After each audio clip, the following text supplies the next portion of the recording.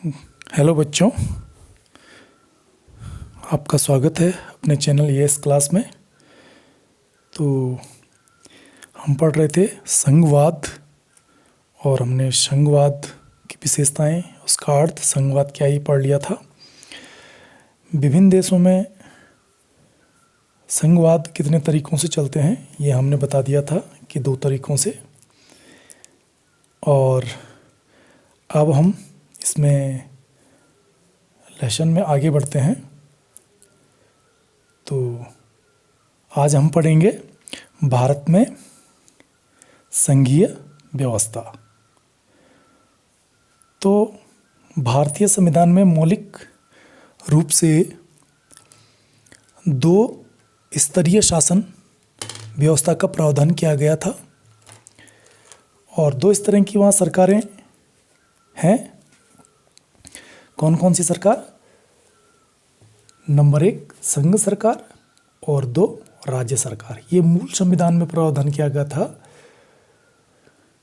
जिसमें ये भी कहा गया कि केंद्र सरकार पूरे भारतीय संघ का प्रतिनिधित्व करती है, लेकिन बाद में पंचायतों और नगर पालिकाओं के रूप में संघीय शासन का एक तीसरा स्तर भी जोड़ा गया। कितना? कौन सा स्तर? तीसरा स्तर। तो हमारे देश में 3 स्तरों की शासन व्यवस्थाओं के अपने अपने अलग अलग अधिकार हैं। यानी भारतीय संघीय व्यवस्था में 3 स्तरों की सरकारें हैं: संघ सरकार, राज्य सरकार और स्थानीय सरकार। ठीक है, ये समझ गए भारतीय संघीय व्यवस्था।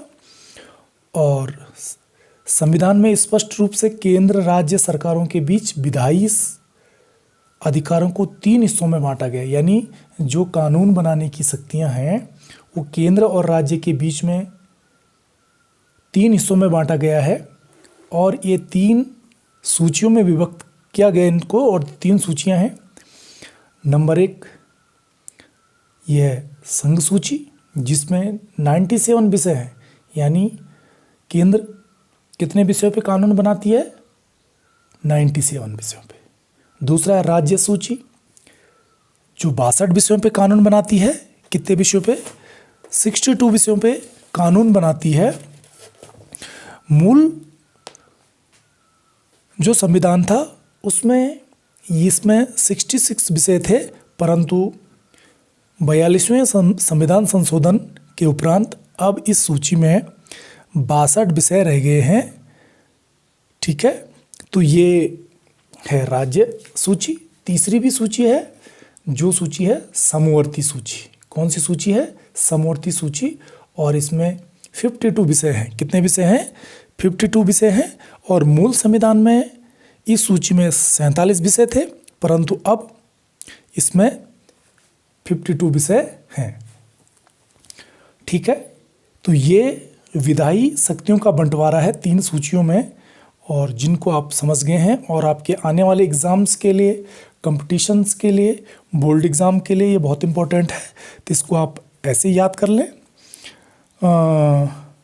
तो संघ सूची के अंतर्गत उन विषयों को रखा गया जिन पर केवल केंद्र सरकार, कौन बनाएगी कानून?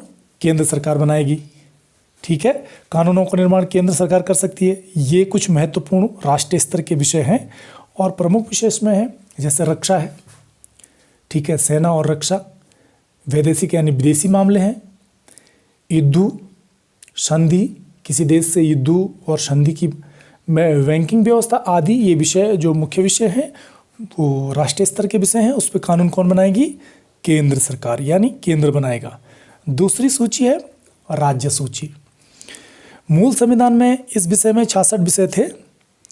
ठीक है, परंतु 42वें मैंने बता दिया कि संविधान संशोधन के उपरांत इस सूची में 62 विषय रह गए हैं और इन विषयों पर केवल राज्य सरकार ही कानून बना सकती है। कौन बनाती है? राज्य सरकार कानून बना सकती है। किंतु कुछ विशेष परिस्थितियों में केंद्र सरकार भी इन विषयों पर कानून बना सकती है। इस सूची के प्रमुख विषय क्या क्या हैं? पुलिस, न्याय, कृषि, स्थानीय स्वशासन। ठीक है, तो ये इसके प्रमुख विषय देखा होगा आपने कि प्रत्येक प्रदेश की पुलिस अलग हो। जैसे हमारे प्रदेश की भी उत्तराखंड पुलिस है, यूपी की यूपी पुलिस है, यानी विभिन्न राज्यों की अलग अलग पुलिस है। तो ऐसे ही न्याय व्यवस्था भी अलग अलग राज्य सूची है। अब इन दोनों सूचियों राज्य और केंद्र के अलावा एक सूची है समवर्ती सूची। कौन सी सूची है? समवर्ती सूची। तो मूल संविधान में इस सूची में 47 विषय थे, परंतु अब इसमें 52 विषय। कितने विषय पहले ही बता दिया है। और इन विषयों पे राज्य एवं केंद्र सरकारों को कानून बनाने का समान अधिकार, यानी दोनों राज्य और कानून दोनों सरकार इस पर कानून बनाती है। परंतु अगर मतभेद हो गया दोनों के बीच तो जो संघ सरकार ने जो कानून बनाया गया उसी को प्राथमिकता, और इसके विषय हैं फौजदारी, विधि प्रक्रिया, शिक्षा, विवाह, ट्रस्ट यानी न्यास और वन आदि इसके प्रमुख विषय हैं। और ये 3 मुख्य सूचियां हैं जो जिनमें अधिकार कानून बनाने का अधिकार है तीनों स्तर के राज्य को और केंद्र को, और दोनों मिलकर। अगर यदि कोई विषय उपयुक्त तीनों में से सूचियों में सम्मिलित ना हो तो उसको कहा जाता है अवशिष्ट विषय। तो एक अवशिष्ट शक्तियां हैं, उस पर कानून बनाने का अधिकार केवल संघ को है। तो जो छूटे हुए विषय हैं उन पे कानून बनाने का उन्हीं को मान्यता इस पे है। तो हमने पढ़ लिया भारतीय संघीय व्यवस्था, तो हमने पढ़ लिया। और अब आगे बढ़ते हैं। तो भारतीय संघवाद की प्रमुख विशेषताएं, ये क्वेश्चन आपके पास बहुत इंपॉर्टेंट है और आपके पास कई बार बोर्ड एग्जाम में क्वेश्चन आया है और आप लोग रटते से हो और रट के कई बार आप भूल जाते हो, तो इसलिए इसको समझ सकते हैं। तो इसमें आता है कि भारतीय संघवाद व्यवस्था क्या है, जो मैंने बता दिया है, और इसकी विशेषताओं का वर्णन कीजिए। इस प्रकार से भी क्वेश्चन आ सकता है। ठीक है, संघवाद क्या है, संघवाद की प्रमुख विशेषताएं, संघवाद की प्रमुख विशेषताओं का वर्णन कीजिए। इस प्रकार से भी आ सकता है। संघवाद की प्रमुख विशेषताओं का वर्णन कीजिए, इस प्रकार का क्वेश्चन आपके पास आ सकता है। तो इन क्वेश्चनों का आंसर आप रट कर नहीं, बल्कि ऐसे आप बार बार अगर आप वीडियोस को देखेंगे तो आप इसको समझ सकते हैं। तो भारतीय संघवाद की प्रमुख विशेषता है कि हमारे देश का एक लिखित एवं कठोर संविधान है। क्या है? लिखित, यानी संविधान लिखित है, आपको पता ही है। और कठोर है, यानी कठोर किस प्रकार है कि संविधान लिखित है, ठीक है, और इसमें 448 अनुच्छेद हैं। यानी मूल संविधान में तो 395 थे, लेकिन इसमें अब 448 अनुच्छेद हैं। इसका निर्माण संविधान सभा द्वारा किया गया था, और आपको पता ही कि संविधान को जो निर्माती सभा के अध्यक्ष थे, जो डॉक्टर भीमराव अंबेडकर थे, उनके द्वारा बनाया गया है। और कठोर इसलिए क्योंकि इसका संशोधन करना है विशेष प्रक्रिया द्वारा किया जाता है, और संविधान संशोधन में केंद्र तथा राज्य दोनों की समान भूमिका होती है। यानी संविधान जो संशोधन की प्रक्रिया हो जटिल है और विशेष प्रक्रिया है, इसलिए इसको कठोर बोला गया। लिखा हुआ तो वही है। शक्तियों का विभाजन आपको पहले ही बता दिया गया कि हमारे संविधान की विशेषता है, और संघवाद की विशेषता है कि शक्तियों का विभाजन है। संविधान के द्वारा केंद्र राज्यों की शक्तियों का विभाजन किया गया है। इसमें आपको सूचियां मैंने बता दी, केंद्र सूची, राज्य सूची, समवर्ती सूची और अविशिष्ट शक्तियां हैं प्रदान की गई है। तो यानी शक्तियों का विभाजन किया गया है। संघवाद की एक दूसरी विशेषता, तीसरी विशेषता है कि स्वतंत्र एवं निष्पक्ष न्यायपालिका। हमारे देश में स्वतंत्र और निष्पक्ष न्यायपालिका है। तो शक्तियों के विभाजन को बनाए रखने तथा संविधान की रक्षा करने के उद्देश्य से स्वतंत्र, सर्वोच्च, निष्पक्ष न्यायपालिका की व्यवस्था है। यानी जो शक्तियां दी गई हैं राज्य और केंद्र को, उन शक्तियों की रक्षा के लिए न्यायपालिका यानी सर्वोच्च न्यायालय है जो इनको रक्षा करता है, और निष्पक्ष न्यायपालिका की व्यवस्था की गई है।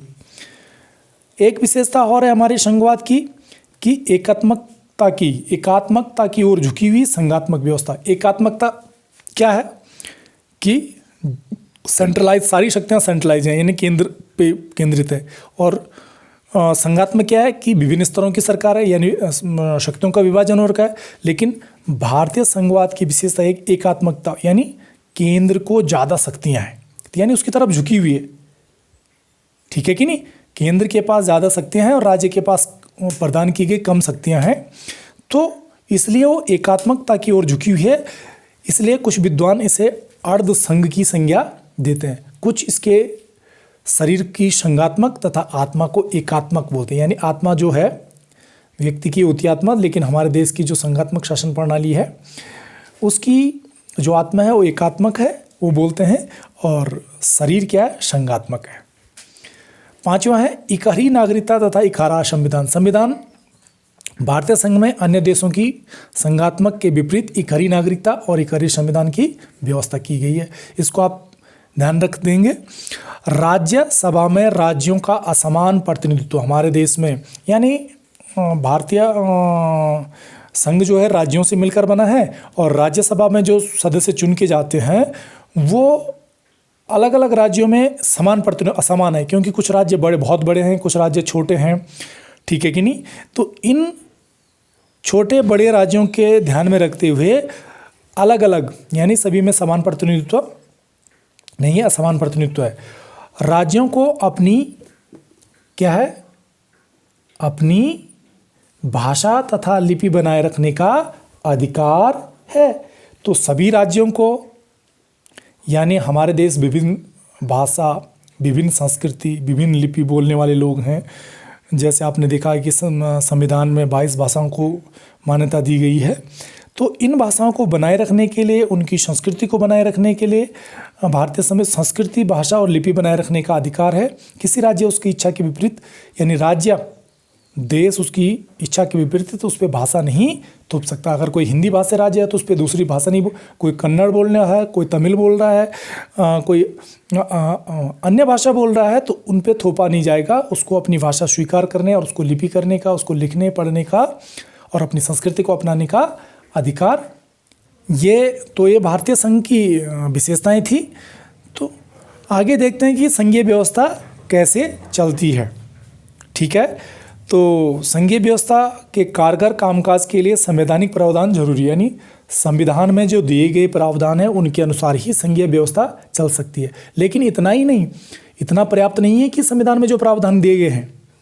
भारत में संघीय व्यवस्था कारगर हुई है तो इसका कारण सिर्फ संवैधानिक प्रावधान नहीं है। भारत में संघीय व्यवस्था का प्रमुख श्रेय लोकतांत्रिक, जो हमारे देश की लोकतांत्रिक राजनीति है उसका चरित्र है। इसी से संघवाद की भावना, विविधता का आदर और संघ साथ साथ रहने की इच्छा हमारे देश में साझा आदर्श के रूप में स्थापित हुई है। यानी हमारे देश में जो संवैधानिक प्रावधान वही नहीं है, जो लोकतांत्रिक चरित्र है वो इम्पोर्टेंट है। इसी से जो देश में विविधता है, विविधता का आदर, साथ साथ रहने की इच्छा, ठीक है, और साझा आदर्श के रूप में इसी कारण सुनिश्चित हुआ है। और इसी लिए हमारा देश पूरे विश्व में सबसे बड़ा लोकतंत्र है, ठीक है। तो संघीय व्यवस्था कैसी चलती है, और उससे पहले हमारे देश, आज हमारा देश राज्यों का एक संघ है। पहले क्या था, 1947 15 अगस्त 1947 को हम आज़ाद हुए, तो उस समय भारत में केवल इस प्रकार भारत का नक्शा था, और भारत और पाकिस्तान दो देशों का विभाजन हो गया था। आप देख रहे हो बहुत कम एक ही कलर में दिखा रखे हैं और बहुत कम राज्य इसमें दिख रहे हैं। तो 1947 में जब भारत आज़ाद हुआ तो आज़ादी के समय 17 राज्य थे। कितने राज्य थे? 17। ये आपके एग्ज़ाम में आ सकता है, कंपटीशन के एग्ज़ाम में आ सकता है, और कंपटीशन वाले बच्चे भी इसको याद रख सकते हैं कि क्वेश्चन आ सकता है कि आज़ादी के समय भारत में कितने राज्य थे? तो 17 राज्य थे।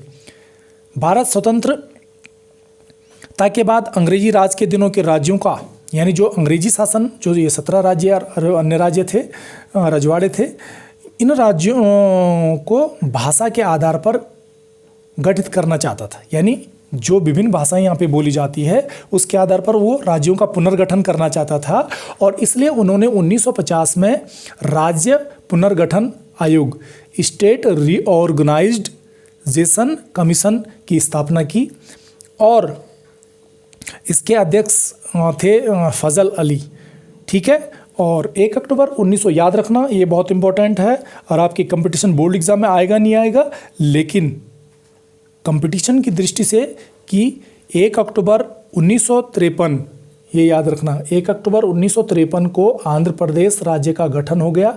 यह राज्य स्वतंत्र भारत का भाषा के आधार पर गठित होने वाला पहला राज्य था। यानी ये क्वेश्चन इस प्रकार से आ सकता है कि भारत का पहला राज्य कौन सा है जो भाषा के आधार पर जिसका गठन हुआ? तो उसका नाम है आंध्र प्रदेश। क्या नाम है उसका? आंध्र प्रदेश, ठीक है। और ये मैंने भारत का नक्शा आपको दिखा रखा है। तो ये आंध्र प्रदेश है, पहले तेलंगाना भी इसी के साथ था, लेकिन 2014 में ये तेलंगाना अलग राज्य बन गया, पहले एक ही राज्य था। तो ये अब आप देख सकते हैं कि ये आपके 47 का, और ये आपका वर्तमान भारत है जिसमें 28 राज्य, 9 केंद्र शासित प्रदेश हैं। ठीक है कि नहीं? तो 29 राज्य थे, लेकिन हाल ही में जम्मू कश्मीर के मैंने 2 पार्ट ये आपको दिखा रखे हैं कि यहाँ धारा 370 हटा के और इनको 2 केंद्र शासित प्रदेश बना दिए गए, लद्दाख और जम्मू कश्मीर। तो इस प्रकार ये पूरा आपका भारतीय संघ है, और जिसमें कितने राज्य हैं? 28 और 9 केंद्र शासित प्रदेश हैं। आपको मैंने ये इम्पोर्टेंट चीज़ें दिखा रखी हैं कि नए राज्यों का गठन किस वर्ष हुआ। तो जैसे आंध्र प्रदेश आपको पता है कि 1953 में, महाराष्ट्र का 1960 में हुआ, गुजरात का 1960 में, दोनों का साथ, नागालैंड का 1963 में, हरियाणा का 1966 में, हिमाचल प्रदेश का 1971 में, मेघालय के 1972 में, मणिपुर त्रिपुरा का 1972 में, सिक्किम का 1975 में, मिजोरम का 1987 में, छत्तीसगढ़, उत्तराखंड और झारखंड ये तो आपको पता है कि 2000 में हुआ, और तेलंगाना 2014 में ये इसकी गठन किया गया। तो ये राज्यों का गठन मैंने आपको बता दिया। ये भी इम्पोर्टेंट है, ये क्वेश्चन आपको आ सकता है कि राज्यों का पुनर्गठन किन किन वर्ष हुआ। किसी एक राज्य का भी नाम आ सकता है, ठीक है कि नहीं, और पहले का भी आ सकता है, लास्ट का भी आ सकता है। तो इस प्रकार आप ये याद रख सकते हैं। आज के लिए धन्यवाद। चैनल को आप सब्सक्राइब करते रहें, और आपकी वीडियो समझ में आए तो कमेंट बॉक्स पे कमेंट लिखते रहें। आपका कोई क्वेश्चन हो तो कमेंट बॉक्स में क्वेश्चन भी पूछ सकते हैं। मैं सभी बच्चों का, सभी लोगों का सवालों का जवाब दूंगा।